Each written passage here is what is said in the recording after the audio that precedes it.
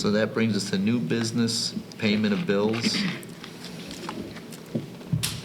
Scott, you had some bills questions that were submitted, some from Mr. Smithing and some from Mr. Walsh. Yes. Good page number, please. Okay, if we could start off on board book page 117. I just want to get there. The first one is American Red Cross Store, lifeguard manual, CPR masks. These are training manuals for wellness classes that cover curriculum work. Student fees that are collected offset the cost.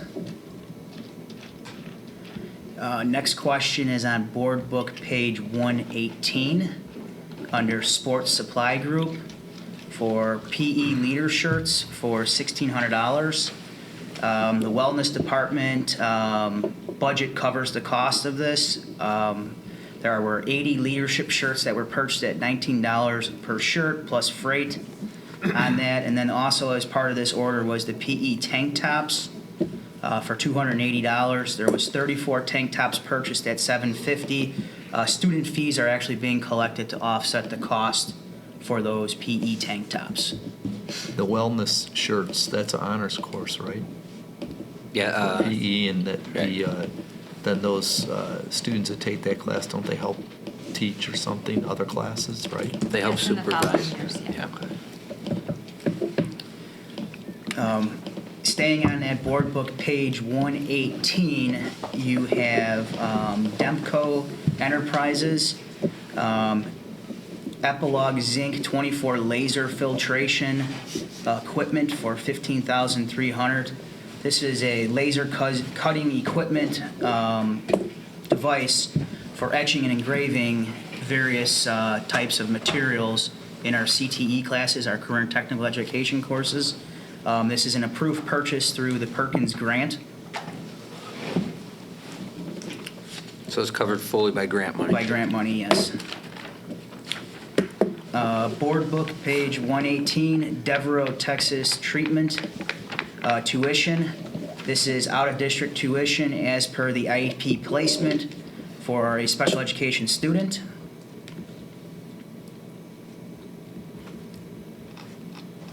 The next question was submitted on board book page 121 for Francis Radlett. This is our legal services for $2841.50. This is professional fees and expenses for our district law firm for legal counsel in regards to general school law and special education matters. Next question was on board book 122 under Ice Town Ice Machine for $3,128. This was the replacement cost for the ice machine in the trainer's office. This was the lowest price out of the 3 quotes that we received for the ice machines. And that, you know what, just an extra note, how good Joel and his staff are. We only replaced the top of it. We were able to salvage the tub, and so we only replaced the cooling unit in the top. So we saw cut it off, and we were able to remount it. So we only bought the top of this newest machine. And we did that for both ice machines that we Right. had to get. We did have to get one for in the Kitchen. cafeteria kitchen Right. area. Board book page 123, My Life Home Healthcare Skilled Nursing Service for $4,152.50. This is costs associated for nursing services determined by IEPs for special education students. Board book page 127, Village of Riverside paving project, $16,450.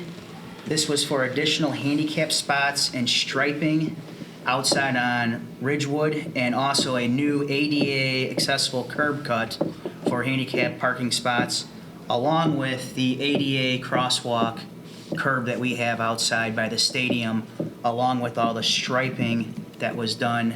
These were mandatory guidelines that we had to have in place per the lawsuit that we had for the parking lot. So when we did our village, when we did the traffic committee with officials from Riverside and Brookfield, and we were talking about traffic control and some of the other things they had to do with striping and stuff, to help with traffic flow, our special ed buses that pick up out front that we tried doing on the side of the building, we tried to do in the front of the building. So we're doing it now back on Ridgewood.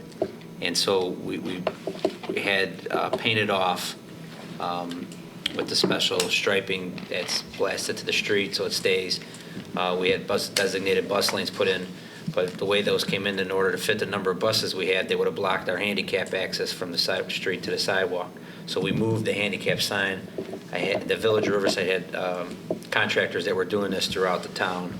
So it was just a pass-through village, pass-through payment that the village had their contractor do and gave us quotes for. So I put we moved the handicap access down so we could park our buses in front when we need to do our special ed pickup and drop-offs. And we had a special ed curb cut put in and the sidewalk with the raised things for that are required. And then we also had one put in right across here. Now when you cross the actual crosswalk that's been thermoblasted there's an actual handicap accessible sidewalk square that's been put in that attaches then to the sidewalk. And then I had them do all the striping. So between all that, these are funds that I paid out of Fund 60, which is our capital improvement stuff, but that put us in compliance with all the stuff that was in the lawsuit. Okay. Moving on to the check listing on Board Book page 135. Blair Jensen, $1,735.28. Reimbursement for supplies for photo class. This order was placed by the staff member for special items and special pricings, specifically for items that are used within his particular class. This is not the norm on the practice. Normally it's placed through the business office, through accounts payable, with everything in it. In this particular case, these were items that were specifically needed to meet the specific details of what his equipment is within his class and what the particular supplies were. So it is not the norm to have the staff member just go and charge it and then get reimbursed. So has he been told what the norm is? I'm going to follow He will be district told. procedure in the future? Yes. Mhm. Great. And the last question is on Board Book page 139 under United States Treasury, 941 correction of 2403.81. In July, there were 2 payrolls processed for curriculum hours used with the leftover tuition reimbursement money that was out there remaining. As per the collective bargaining agreement, that remaining dollars that were there were to be used before the end of the fiscal year on that. What happened on this one is between the 2 payrolls that were processed, it put us over the threshold where it had to be wired directly from the treasurer's office to the state. Unfortunately, the treasurer's office was closed around the July 4th holiday. So instead of getting routed on the 3rd, which it should have been, it didn't get routed until after the holiday. We incurred late fees on this. The state allows no exception or takes any, type of, deduct towards. You called, correct? I had you call. This is just what their policy is. Right. In order to correct this issue, the late fee has to be paid for that. Moving forward, it will be addressed. Moving forward for this particular year, moving on, the payrolls will be processed much earlier before the end of the fiscal year so that if anything has to be routed to the state, we have time and it doesn't go around a holiday with it. So there's no more penalties that will be incurred by the district. And this was the first year that we, the implementation of the collective bargaining agreement part that allowed the staff in the building to use unused tuition reimbursement money. But we don't know how much tuition reimbursement money is left until March. So we really had like a short 3.5 month window to try to get everything scheduled and get all those activities in and paid for. Because after June 30th, the way the contract states is then that money goes back to the district. And so we wanted to make sure we were offering teachers an opportunity to do professional development was what they were requesting more of. And so it put us right up against the 4th of July window. So that's why we had to do 2 payroll cycles. Any other ones, Scott? Those were all the questions submitted on the board bills and the check listing. Okay. So, are there any other questions from anybody? So the back to that Texas, is that school in Texas? Yes. Yes. There's no school in Chicago?